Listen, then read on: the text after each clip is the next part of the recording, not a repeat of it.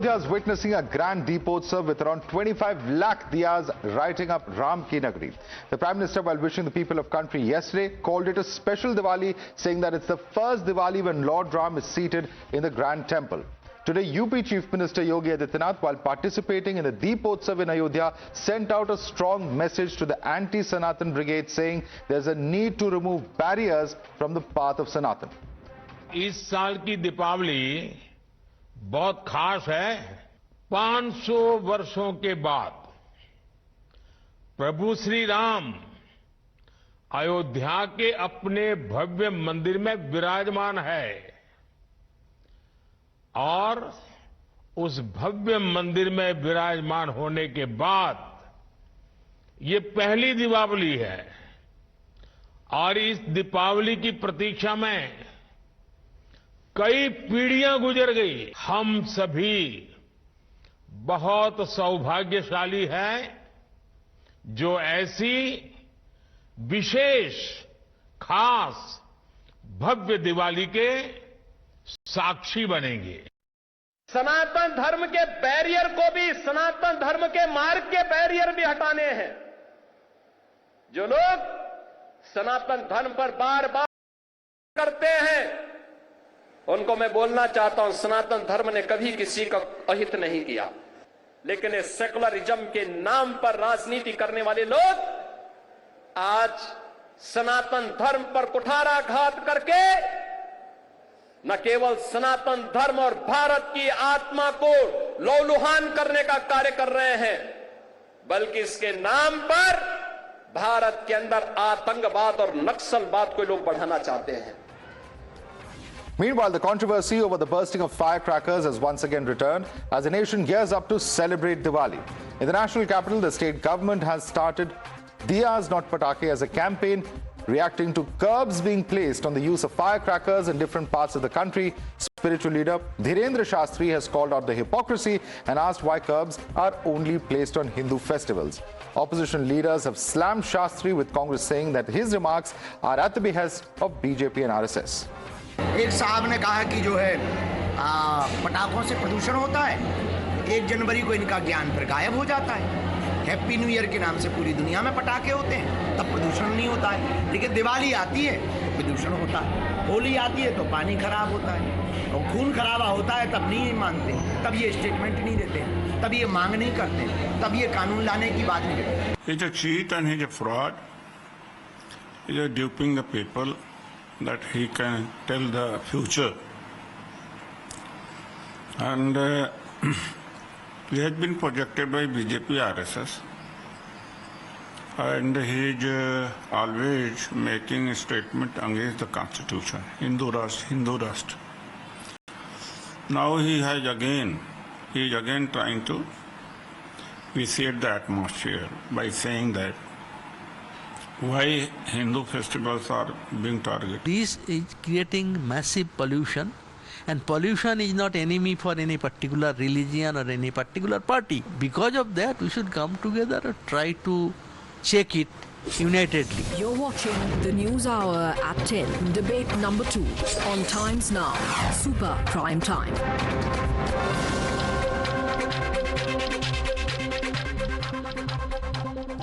And joining us for more on this, we have with us Pandit Satish Sharma, who is in fact MBCS FSRA Dharmic scholar and former General Secretary of the National Council of Hindu Temples in the United Kingdom. We have Anand Nilakanthan, author, also joining us on the show. Thank you so much, gentlemen. Let me begin with you, Pandit Satish K. Sharma. And let me take off from what the Prime Minister has said, that it's after 500 years that we're celebrating a Diwali, where Ram Lalla is there at the Ram Temple there in Ayodhya. How significant then is this Diwali to you? Jai Shri Ramaji, and Shubh Deepavali to yourself, to your honourable and esteemed guests, and to everybody watching it. I think the reappearance of Ayodhya as a centre for our community, as a centre for pilgrimage, and as a centre for us to remember the whole Ramayana Odyssey, it's an incredible development. It's a wonderful achievement. I'm actually here in Bharat at the moment. This is my first Deepavali here in Bharat for a long period of time. And I was desperately trying to get to Ayodhya, but circumstances, the requirements to do certain pujas have meant I've not been able to get there. So I'm envious of everybody who's been able to get there, and I hope they will share their wonderful blessings of having been in the presence of our new Vigraha, our new empowered Vigraha, and I hope they will be able to share it with everybody. But it is vitally important because the land is also a record. The land of our ancestors has so many names and places, all of which are records for us. They're a living record of our history. They're a connection between each and every generation. All of the lessons that our ancestors learned are actually sculpted and carved into the land. And now that we have Ayodhya, it is a magnificent story which we can again resurrect and share every Deepavali. We can not just celebrate with crackers and everything else, but we can always sit quietly and think back to the 14 years of tapasya that Sri Ram Chandraji had to go through, the lessons that were learned on the way, the inspiration of Hanumanji remembering who he was, all these magnificent things we can now share and give them a place in our country as well. So it's a wonderful, wonderful development. All right, Anand Nilakanthan, if I can draw you into this as well. Of course, culturally, it's all very well known, the role that the Ramayana has as far as Indian society is concerned. I think that's a fairly well-established fact. But let me ask you, how has this influenced you? Has the story of the Ramayana or Lord Ram found its way in any of your works? What would you like to share with us about the significance of Diwali and this period in that context? Thank you. See, Diwali is a festival which unites India, and it is not just associated with Ramayana, it is associated with every other god of Hinduism. In South, Diwali is not Ramji's coming to Ayodhya. It is celebrated as the day when Narakasur was killed by Ma Satyabhama.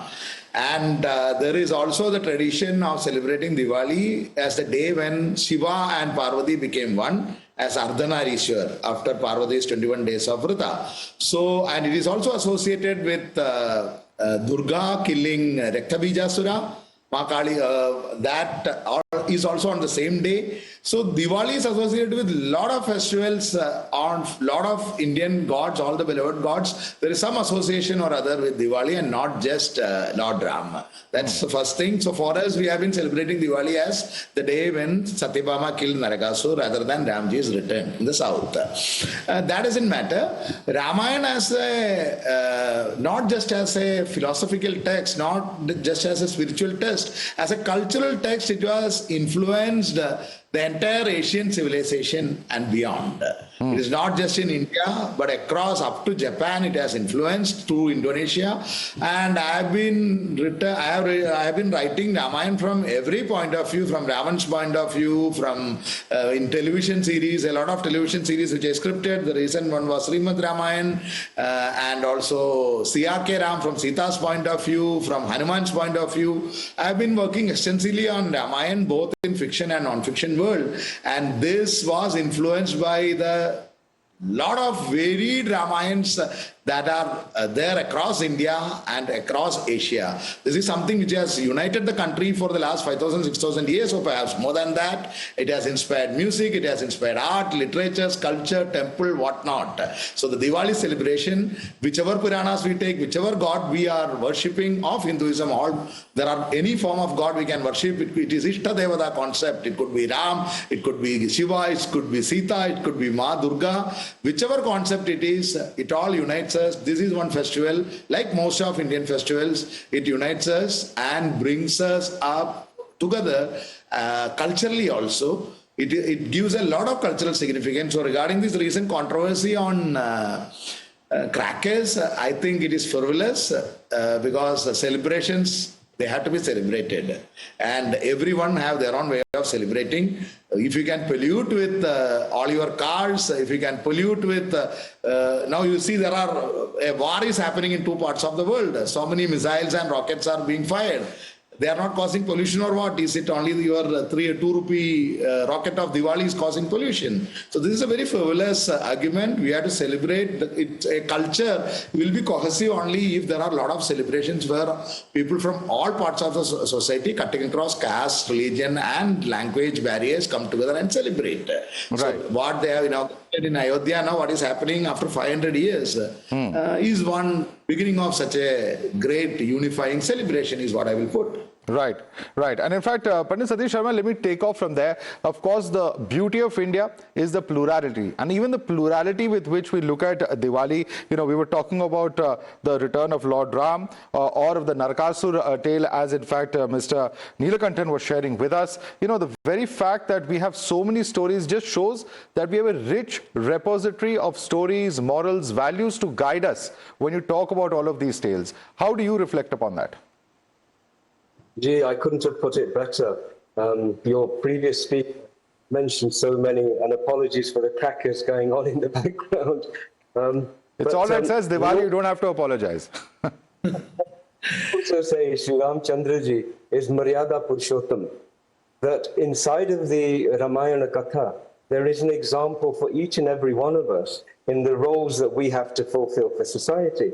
And the beauty and the proof of it is that we have a society which has lasted for so long and upheld those highest samskaras. And it is such an important aspect of it. You mentioned the diversity and plurality. I was working with a poem that very recently I discovered, in which even Sri Ravana is presented as the most elevated sadhaka. And there was a shloka in there which was, if you would give me the permission, it's only a tiny shloka, and in it, when Surpanakha comes to complain to Ravana that this has happened to me, he reflects, and then he responded with, Jis ek akele vyakti ne 14,000 yodha sanghar diya, to nischay hi ye satya hua, Narayan ne avtar liya. Wo hari hai, main hari bhakt hu, bair ka nata jodunga, bandhan janam janamantar ke main isi janam mein todunga. Maut nahi hai, moksha hai ye, bair nahi anurag hai ye. भगवान हो तीर भी उनका हो भक्तों के लिए सुहाग है ये. Now that is the height of plurality. Even in our tradition we can look at a character who is commonly reviled but also see the sadhaka in him, the impact of karma, the impact of tapas. And so there is to be received from it, and the anchor is going to be Ayodhya. These complaints, by the way, that have been mentioned, they are frivolous in one area, but they are also incredibly serious in another area. You know, it's been a long tradition that each religious tradition, as they're called, sticks to its own lane, that we try and fix ours, work within ours, enhance ours. And the beauty of our Sanatan paramparas is that the paramparas are not competitive. They don't accuse each other, they're not derogatory. And yet what has happened now is that there are some paramparas and some ideologies which sustain themselves by attacking and negating others. Right. And this is against every principle of plurality. And so when somebody approaches myself with any of these remarks, I always gently remind them to put their own house in such good order that they become a beacon of examples and teach everybody else how wonderfully they have done, before they actually look at our house and find fault with our house. Right. There is a hypocrisy there, but there is also a motivation. And I think between now and the next celebration of Diwali, we should all take a sankalpa that whoever is trying to introduce negativity in our glorious celebrations, they don't have the adhikar. We should simply say so much, but goodbye, we'll see you next year. Right. So, no, in fact, I want to bring in Anand Neelakantan because I was reading about some of the things that you've also written in terms of reflecting upon your childhood memories in the bylanes of Tripunithura in Kerala, where you've also talked about similarly the depiction of Ravan, so on and so forth, which really goes to show how, you know, pluralistic and how accepting we are. And even someone like Ravan, as Pandit Satish Sharma was describing, has been given place as a Shiv Bhakt, someone who has many, many good qualities, apart from, of course, being the villain of Ramayana. He's also a very complex character who's built up. So that's also a very interesting aspect of this, isn't it? See, Ravan, as per the tradition, Ravan is the Janma of Jaya. The Jaya and Vijaya are the doorkeepers or the bodyguards of Lord Vishnu, and they take, because of a curse, they take 3 births in which they have been blessed that Vishnu will take avatar and give them moksha. So only 3 times they will have to do it. So Jaya is who comes as Ravan. That is a tradition. So this is shown as a Leela or the play of God to teach people. So it is like actors acting.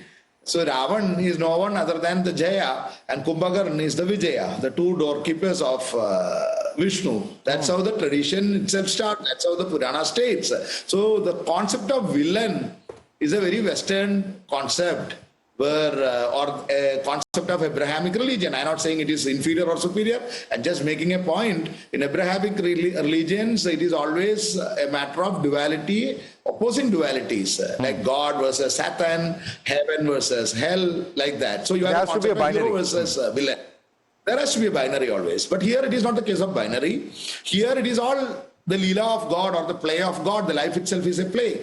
So Ravan acts as Jaya acts as Ravan, so that certain values and lessons are taught, and it is just like an actor acting a role. So that is how it has been. He has been portrayed in such a layered and complicated and rich way. Same case with Duryodhan. Neither Ramayana nor Mahabharata are the tale of good versus evil. It's a very Abrahamic concept. It's a concept of dharma and making people understand the different aspects of dharma. So that is what I have been emphasizing in most of my books. So that is why we find temples for Ravan. We find a lot of communities who don't celebrate Dasara because Ravan was killed that day. At the same time, remaining very devout Hindus, they don't celebrate Dasara. We find there are, from the place where I come from, a few kilometers away, 300 kilometers away, there is a big temple for Duryodhan where almost 1 million people assemble every year. The Malanada temple to celebrate a Ratha Yatra for Duryodhan, Dushasan, Shakuni and all. So this is the tradition of India, where every even opposing thoughts, the so-called opposing thoughts, are given space and are celebrated. Well, that's the beauty of India. That's the beauty of Hinduism. Perhaps thanks so much, Pandit Satish Sharma as well as Anand Nilakantan, for discussing Diwali in this context, particularly, of course, after the construction of the Ram Temple. I'd like to thank both of you for joining us and wish both of you, as well as our viewers, a very happy Diwali.